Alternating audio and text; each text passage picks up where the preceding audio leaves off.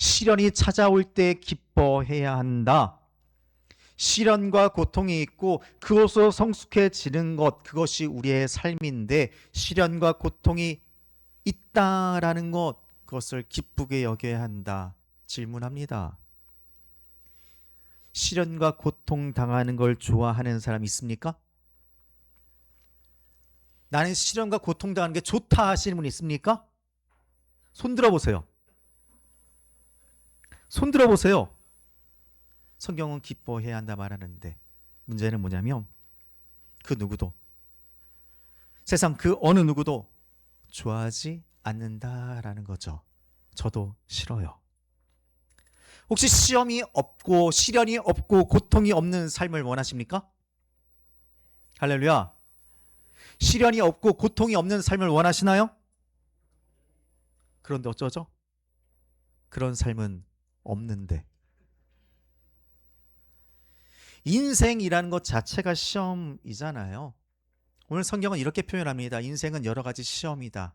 이 여러 가지라는 말은요, 단순히 종류가 많다라는 뜻이 아니에요. 그걸 넘어섭니다. 우리가 통제할 수도 없고 이해할 수도 없는 방식으로 찾아온다라는 거예요. 시련이, 고통이. 내가 통제할 수 없고 내가 어떻게 이해할 수 없는 방식. 중요한 건 뭐냐면 하나님은 이런 여러 가지 복잡한 시험 속에서 우리를 버려두지 않는다라는 겁니다.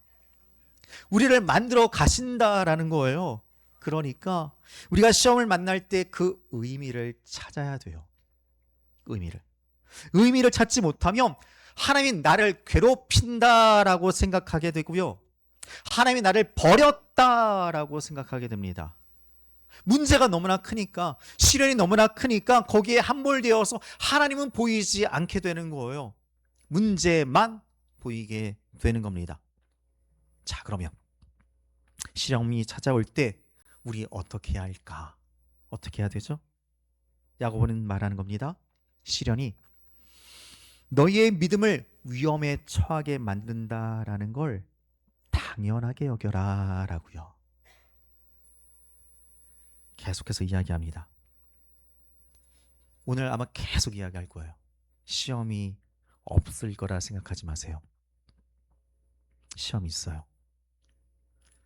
누가 예수 믿으면 시험이 없다라고 했습니까? 예수 믿으면 어려움 찾아오지 않아 라고 말씀하시는 분이 주변에 있나요? 없어요? 누가 예수 믿으면 시험도 없고 어려움도 없을까라고 했다라면요, 거짓말이에요.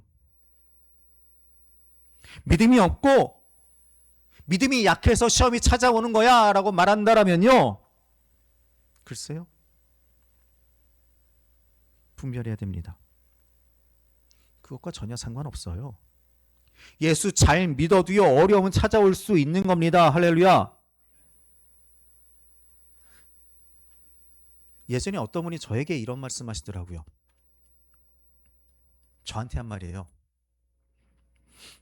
목사님은요, 감기도 걸리면 안 됩니다 라고. 왜냐하면 어떻게 하나님이 함께 하시는데 목사님이 아플 수 있어요. 성령 충만하면요, 아프지 않고요, 잘 될 테니까 목사님은 절대로 아프시면 안 돼요 라고 저에게 직접 하해 주셨던 말씀이에요. 어떻습니까? 성령 충만하면 절대 아프지도 않고 잘 되기만 합니까? 목사는 절대로 아프면 안 되나요? 어때요? 제가 그 말을 듣고 뭐라고 했을까요? 뭐라고 했을 것 같아요? 예? 웃었어요, 그냥. 목사도요, 아픕니다. 저도요, 디스크 있고요. 저도요, 과민성 대장장애 있어요. 저 스트레스 받지 않게 해주세요.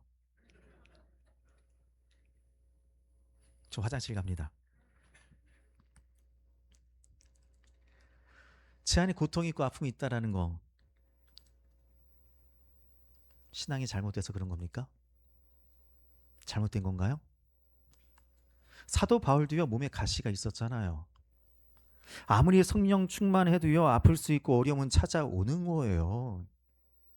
이런 건 좀 작은 거죠. 우리 안에 시련이 찾아옴으로 인해서 믿음의 위협을 받을 때가 있습니다. 그런 경우들을 보게 돼요. 혹시 이런 말을 하는 사람 만난다면 뭐라고 말씀해 줄 수 있을까요? 말해 줄 수 있을까? 이렇게 말하는 겁니다. 저도요, 예전에 교회 나갔었어요. 그런데 사랑하는 사람을 보냈고요. 하나밖에 없는 자녀도 세상을 떠나고 나니까 굳이 교회에 가야 하나? 라는 생각이 들더라고요. 라고. 그냥 극단적인 상황을 만들어 본 겁니다. 어떤가요? 어떤가요? 슬픔이나 고통, 실망, 무엇이 되었든지 이런 일들이 우리 앞에 펼쳐지게 되면 어떨까요? 어떻게 될까요? 이상의 어려움들은 계속해서 연속으로 찾아오잖아요. 폭풍과 치듯이 시험거리가 마구마구 쏟아져 내릴 때 믿음이 무너져 내리는 것. 너무나 자주 반복되어지는 우리 주변의 현실이잖아요. 시련 가운데, 어려움 가운데 믿음이 위협받는 겁니다.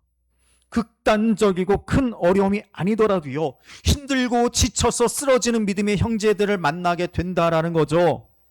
많은 이들이 어려움 속에서 삶의 무게 가운데 넘어지고 쓰러져요. 열심히 잘 했는데, 아니, 내가 열심히 잘하는 것 같은데 왜 나에게 이런 어려움이 찾아오는가? 왜 날 이렇게 힘들게 하지? 라는 말들을 합니다. 그러면서 마지막 질문을 항상 여기에 딱 걸리게 됩니다. 하나님이 정말 나와 함께 하시나? 하나님이 어디 있나? 내게 주어진 상황이 우리의 믿음을 조롱하는 것 같을 때가 있는 거예요. 너무나 잔인한 삶의 현실이. 하나님이 나를 사랑하는 하나님 아버지 되심을 부인하게 될 때가 있다라는 거예요. 그분의 침묵이 신앙의 회의감마저 들게 할 때도 있습니다. 그렇게 나에게 계속 닥쳐오는 불행의 소용돌이 속에서 하나님을 의시함을 할 때가 있다라는 거죠. 그럴 때 있어요, 없어요? 그럴 때 있나요, 없나요? 그렇다고 모든 시련이 다 믿음을 보기 위한 시험은 아니죠. 그런데요, 시련 속에서 아픔을 이해하지 못하는 건 아닙니다. 근데 초점이 조금 다른 거예요. 우리는 항상 기억해야 합니다. 사람들이 쉽게 말해요. 나 시험에 들었다라고. 그런데요, 이렇게 표현을 바꿔보면 어떨까요? 우리는 시험에 든 게 아니라 시험지를 받은 것이다라고요. 시험지를 받으면 어떻게 되죠? 시험 보신 적이 없나요? 학교 다닐 때 열심히 시험 봤잖아요. 시험지를 받으면 어떻게 해야 돼요? 예?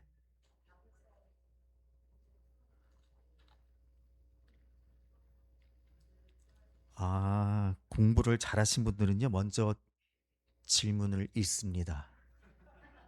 시험지를 읽습니다. 시험을 보기만 하면 읽어요. 그리고 의도를 파악하고 문제를 해결해 나가죠. 시험지를 풀어 갑니다. 우리는 시험에 든 게 아니라 시험지를 받은 거예요. 어떻게 풀어낼 것인가, 그게 우리에게 놓여져 있는 문제인 거죠. 시험지를 우리가 받게 되었을 때 믿음의 인내를 더함으로 우리는 성숙해진다라는 게 성경의 이야기예요. 시험지를 받았을 때 문제가 아니라 그 너머에 계신 하나님을 바라볼 수 있어야 된다라고요. 시험 문제를 만들어낸 그 사람의 의도를 알아가야 한다라고요. 그래야 시험 문제를 풀 수 있는 거예요. 놀라운 사실은요, 이 믿음의 시련이 인내를 만들어낸다라는 겁니다. 그게 야고보의 이야기예요. 믿음의 시련이 인내를 만들어간다.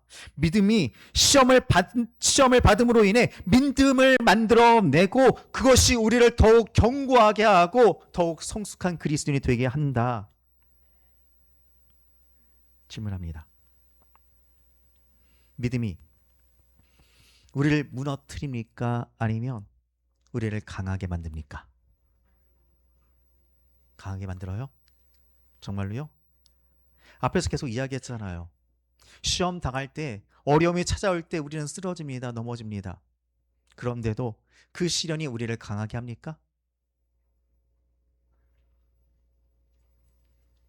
앞에서 이야기했던 너무나 잔인한 그 현실의 삶이 나를 흔들고 하나님은 침묵하시는 것 같을 때, 불행의 소용돌이가 나를 막 몰아갈 때 우리의 믿음이 흔들리고 넘어지게 되지.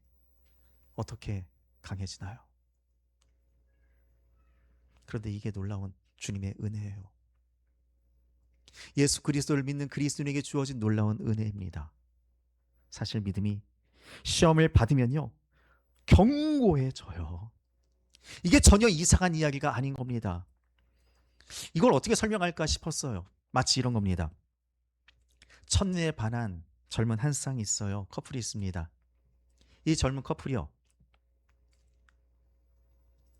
처음에 만남을 갖고 사귀게 되면서 평생 자기들은 뜨거운 사랑을 계속 할 거라고, 이 감정이 계속 될 거라고 믿었대요.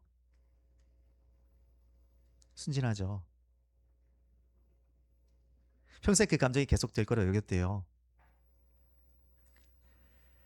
경험해 보면 알 텐데 그럴 때가 다 있었습니다. 경험해 보셨잖아요. 왜 표정들이 다 좋지 않으세요? 저는 아직도 그 사람이 계속 가득한데 저는 살아남아야죠. 그런데 그들에게 시련이 닥치는 거예요. 내가 알던 부분이 아닌데 조금씩 다른 부분들이 보이기 시작합니다. 개인적인 취향도 다르다라는 걸 보게 되죠. 그리고 결혼하려고 했는데 부모님의 완강한 거부까지 부딪히게 되는 겁니다. 자, 여기서부터 이제 드라마가 시작되는 거죠. 한 장면이 연출되는 거예요. 한눈에 반해서 그렇게 사랑을 시작했기 때문에 금방 끝날 거라고 예상했는데 예상이 완전히 벗어나는 겁니다. 부모님이 거부하기 시작하니까 주변 상황들이 그들을 어렵게 만드니까 그 상황 속에서 그들이 어떻게 되었을까요? 점점점 더 끈끈해지기 시작하고요. 뗄래야 뗄 수 없는 사이가 되어버리는 거예요. 시련을 견디고 넘어가는 그 상황을 거치면서 마침내 그들은 결혼을 하게 되고, 결혼을 했다고 해서 그게 끝나는 것도 아니었죠. 또 다시 계속 어려운 일들은 찾아옵니다. 여러 가지 시련들을 닥치게 됩니다. 하나하나 맞지 않는 것 같아요. 그러나 맞춰가기 시작해요. 그러면서 가족이 되어집니다. 시련을 찾아올 때마다 참고 견디며 고통을 나누었더니 어떻게 되냐면 관계가 견고해지기 시작해요. 그렇게 지금 살고 계시잖아요. 아닙니까? 야고보가 말하는 인내라는 게 그래요. 야고보는 말합니다. 그리스도를 위해 그 안에서 온전히 살아가라고. 그 안에서, 그러한 삶 속에서 우리가 받게 되어지는 그 시련은 우리로 인내를 만들어 간다라는 걸 알고 있지 않냐. 인생의 시련들은 하나님의 시험이다. 그 시련들 외부의 환경을 통해서 혹은 사람을 통해서 올 수도 있는데 그 가운데 하나님께 나아가고 하나님 안에 너희가 거한다라면 너희의 믿음은 더욱 강하여질 것이고 변하지 않게 될 것이다. 그래서 말하는 거예요. 인내를 이루라. 너희가 인내를 이룸으로 인해 너희는 결국 성숙해질 것이다. 날마다 행복합니다. 감사합니다. 성숙한 그리스도입니다. 라는 고백을 너희가 하게 될 것이다. 숯과 다이아몬드, 구성 원소가 똑같은 거 알고 계시죠? 숯과 다이아몬드는 근데 한 끗 차이라고 합니다. 뭐냐면 압력의 차이래요. 압력이 없으면 다이아몬드는 만들어지지 않는다. 시련이 바로 그러한 압력이래요. 인내는 단순히 버티는 게 아닙니다. 흔들리는 상황 속에서도 하나님을 떠나지 않는 것. 그것이 바로 성경이 말하는 인내예요. 이 인내라는 말 3절과 4절 계속해서 이야기하는 겁니다. 너희는 잠깐 참고 견디는 것이 아니다. 인내를 온전히 이루어야 한다. 주님 그 오시는 그 날까지 너희는 인내해야 한다. 그렇기 때문에 그 길은 멀고도 험한 것이다. 첫 번째 시련이 찾아올 때 견디고, 두 번째 시련이 찾아올 때 또 견디고, 그 다음에도 계속해서 참고 견디라는 거예요. 그렇게 달려갈 때, 그렇게 걸어갈 때 우리는 마침내 최종 목적지에 도달하게 될 것이다. 그래서 4절 이렇게 말씀하는 겁니다. 같이 읽어보겠습니다. 너희로 온전히 구비하여 조금도 부족함이 없게 하려 함이다. 인내를 통해서 너희로 온전히 구비하여 조금도 부족함이 없게 하려 함이다. 조금도 부족함이 없는 거예요. 이것이 우리의 목적지, 목표입니다. 부족함이 없는 완전한 성숙에 이르는 것, 온전한 그리스도인이 되어지는 것, 온전한 그리스도인이 되어지는 것을 두려워하지 마시기 바랍니다. 온전한 그리스도인이 되기 위해 날마다 걸어가시기 바랍니다. 우리는 여러 가지 시험 속에서 살아가는 겁니다. 그렇게 그 시험이 어떠한 것인지 언제 시작될지는 알 수 없어요. 어떤 일들이 내게 닥칠지는 알지 못합니다. 그러나 우리가 어떻게 대처해야 될지는 알고 있는 거예요. 그게 뭐라고요? 인내하는 것.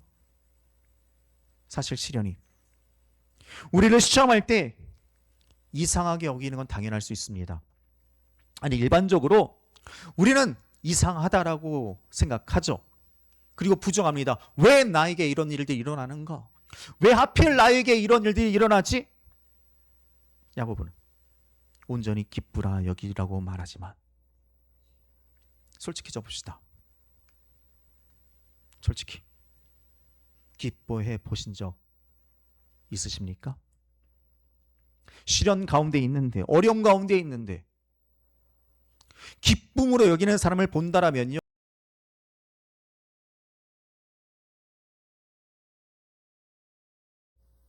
시련 가운데 있는데 우리는 어려움 앞에, 그리고 고난 앞에 마주칠 때 되었을 때, 어려움이 내 앞에 놓여졌을 때 우리의 모습은 항상 그래요. 부정하려고 합니다. 왜 나에게 이런 일들이 일어나지? 그리고 좌절해요. 아파합니다. 괴로워합니다. 이게 일반적인 모습이죠. 그 괴로움과 좌절 속에서 주님 앞에 나아갈 때 하나님의 침묵 속에서 우리는 이런 말을 하게 돼요. 왜 하나님이 조용히 침묵하시냐고. 정말 하나님이 있긴 하냐고. 그렇게 우리는 대항합니다. 날마다 쓰러지고 아파하는 우리는 그렇게 나아가요. 그런 우리를 향해 야고보는 이렇게 말하는 겁니다. 너희는 고난을 당하거든 기쁘게 여겨라. 그걸 온전히 참고 인내한다라면 너희는 더욱 성숙해질 거야. 온전하게 될 거야. 그러니까 너희는 이런 시련이 찾아올 때 기뻐해야 돼. 어떻게 이럴 수 있을까? 하나가 다른 거예요. 한 끗 차이인 겁니다. 그 시련의 결과에 대한 확신.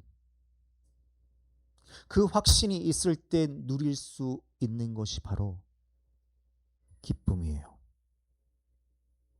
이건요, 감정이 아닙니다. 감정이 아니에요. 이건요, 감정이 아닌 의지적인 결단입니다. 아플 수 있고 힘들 수 있어요. 그런데 그 끝을 알기에 포기하지 않는 태도. 그것이 성경이 말하는 기쁨이라는 겁니다. 그렇게 기뻐하기로 결정하는 거죠. 기뻐하기로 결정할 수 있는 믿음이 우리에게도 있기를 원합니다. 그렇게 하기 위해 우리의 삶의 태도를 바꿔야 돼요. 주님 오늘도 우리와 함께 하십니다. 시험이 없기를 원하십니까? 시험이 없기를 원하고 시련이 없기를 원하세요? 아니요. 시련이 있다고요. 그때에도 시험이 내게 찾아온 그때에도 주님 바라볼 수 있는 눈이 우리에게 있기를 원합니다. 주님이 말씀하십니다. 인내를 온전히 이뤄라. 그러니 이제 시험지를 받았으니 그 끝을 알기에, 주님이 풀어내라 하신 그 의도를 알기에 문제를 풀어야죠. 풀어가야죠. 상황이 아니라 하나님을 바라보세요. 이해되지 않아도 하나님을 떠나지 마시길 바랍니다. 그 시간을 통해서 하나님이 무엇을 원하시는지 기대하세요. 그리고 걸어가는 겁니다. 그게 바로 인내예요. 시험은 우리를 무너뜨리기 위해 오는 것이 아니라 온전하기 위해 찾아오는 것이다. 우리는 인내함으로 그 길에 서야 합니다. 주님 바라보며 한 걸음 한 걸음 걸어가기를 소망합니다. 주님과 함께 걸어갑시다. 날마다 주님 앞에 걸어갑시다. 하나님이 기뻐하시는 그 길을 향해 한 걸음 한 걸음 걸어가는 자, 여기에 모인 우리 모두가 되기를 주님의 이름으로 축원합니다. 기도하겠습니다.